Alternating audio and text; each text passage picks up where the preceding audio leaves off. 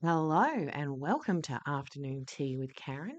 It's time to do an update on what's happening in Albany, Western Australia.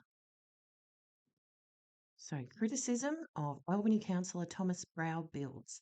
This was on the 7th of March this year out in Perth. So, the ABC haven't reported this yet.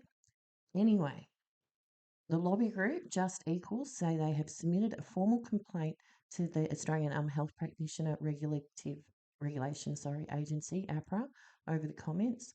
Alongside his role on council, he works in the field of emergency medicine. So they want to try and cancel his registration based on something he said on council meeting. We'll check out who they are. Okay, Just Equal. Call to end LGBT plus bias in faith schools welcomed. Yep, done something on that. WA's LGBTIQA plus strategy is an exercise in pinkwashing, says Just Australia. If I was in West Australia, I'd have a look into that. Let's find out about them. Rightio, about who we are.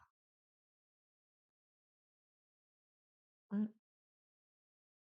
We are a national lobby and advocacy group representing the interests and priorities of the LGBT plus community. They were founded by community-based marriage equality campaigners during the successful national movement for that reform. It has since grown to include a diverse range of campaigners. Right now, the LGBT plus Australians are facing a backlash. Mm, and all those things. And their philosophy is especially important to us to strive for the best possible outcomes and not settle for compromise. If political compromise is proposed, it is essential the LGBT plus QIA plus community be given final say on whether or not it is accepted. And in the middle there, we've got stuff on conversion practices and oh, we're whacking the intersex people again. Um, that trans and gender diverse people are recognised and included in faith-based schools. Yeah. And what we do is inspire, engage, and mobilise Australians in the ongoing struggle to ensure dignity, respect, and equality for LGBTQA plus people and their families and communities. So that's how the genocide things work. When they're calling out genocide because they consider themselves to be like a group, protected group with the UN. Anyway, back to the poor councillor. So what happened? He made the claim after fellow councillor Amanda Cruz spoke about the city's Pride celebration, which had been held this week. Councillor Cruz acknowledged that many elected representatives may have received negative emails from some of the constituents about the Pride Festival, but said Albany has improved dramatically over the past several years as a place for LGBTQIA plus people to live, even though she got some negative emails. It was about um, this, which I've done a thing on already. The festival, We Are Family. So this year's festival carries the theme We Are Family, celebrating our community's strength, mutual support, and incredible diversity and shared history within our vibrant queer family. So back to the 7th of March, it was about that. Um, Following on from the councillor's comments, I totally agree government shouldn't be worried about what people are getting up into their bedrooms. I certainly don't. But with the co- but within the coalition of the LGBTQIA plus, I just want to hone in on the plus. That includes a group of people who identify as minor attracted persons. I would encourage all citizens and councillors to look up what being a minor attracted person means, he said. So that's what they made their complaint about. Right. So during my research or look up what happened to poor Councillor Brown, this is from February this year. The Giggle versus Giggle thing, because I only just looked it up the other day. I sent some money to her GoFundMe. Yes. She didn't have any merchandise I wanted. Anyway, read more. The LGBT plus QIA plus acronym. What's it all about? And this is in Queer News. So LGBTQIA acronym. What's it all about? Some complain the acronym does not remain static. But what does? Time changes, people evolve, language transforms, mullets go out of style and return. Yeah, but they're still mullets. Life moves on. We no longer call a car a horseless carriage or even an automobile. And again, people are different. Many prefer to choose their own umbrella term. Their own umbrella term. Anyway, so I've got some people here.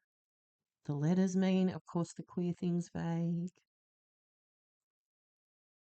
Right, but don't forget the plus. Other people with non normative gender identities or sexual orientations. So, other people with sexual orientations. Other people with sexual orientations. Got it? Oh, the sister boy and sister girl and brother boy thing didn't take off because this is 2022. Because they're used to be a slang term for gays and lesbians in Aboriginal slang, but then it got transed and then it just stopped, sort of fizzled out, probably because they're colonial words. Anyway, back to the plus thing. Other people or sexual orientations. Other people's, anyway, check out, check out this. Right. So, Global Prevention Project. Why do the terms we use matter? Minor attracted person, which is widely acknowledged term, we didn't invent that. MAP is not an attempt to rebrand or polish paedophilias. MAP is an umbrella term that includes pedophile, individual attracted to prepubescent children, hebephile, an individual attracted to pubescent child, 11 to 14, and epebophile, an individual attracted to post-pubescent child, so a teen, 15 to 19. There's online support. What exactly is a anti-contact, non-offending pedophile? So many men and women seeking services. Yet there are a lot of women pedophiles out there. Mental wellness equals prevention on many levels: suicide, harm to others, depression, shame, etc. So they've got a support group, resources for teens and young people with minor attractions. Anyway, got the idea.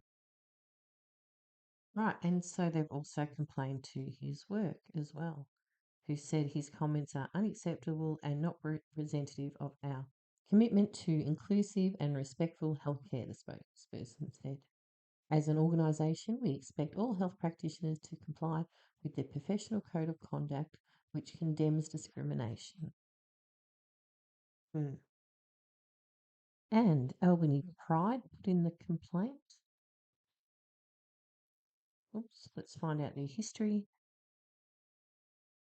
So they started in 2011 at Headspace Albany and prompted Andrew Wenzel, Headspace Albany manager, and Annie Arnold, social worker, to get this group going. Sorry, organisation, as an organisation in a small rural community. So they weren't used to the whole a lot of letters, people in the town, so they decided to call it Albany Pride instead. Here's the team. We've got Millie, what's her name? Millie Reed and Tiger Bird there on the far right. So what they do, they've got a mission and a vision, and their values are social change, social justice, inclusivity, healing, community. Their key pillars are our organisation's key pillars are communication, support, social action, and endurance. Our organisation. Securing support for our organisation and the work it does. Social action. Developing and delivering education packages that ensure our community is understood, valued, and supported in workplaces, institutions, organisers, and community groups. Councillor Thomas Brow's going to have to do one of them. Right, and they have some events, hubs, and at 10 pin bowling, Spectrum on their outreach page. So that's for 12 to 25-year-olds in Albany. And then there's a trans group, they met once a month. And this other group, they met once a month on the left. If you'd like to become a member, you need to be 15 or over, and then you can vote in their general meeting. It's $30 for concession card holders. It's 10, and it's free for associate membership for 14 and under years old people. So we've got some charitable objectives there to increase visibility and acceptance of the Pride community in Albany. These are the aims of our organisation. Anyway, membership benefits. You can vote in the annual general meeting. So it's starting to sound a bit more like a political organisation, isn't it? Some corporate sponsorship. The issue is never the issue is always the revolution. The issue is never the issue. The issue is always the revolution. The issue is never gender.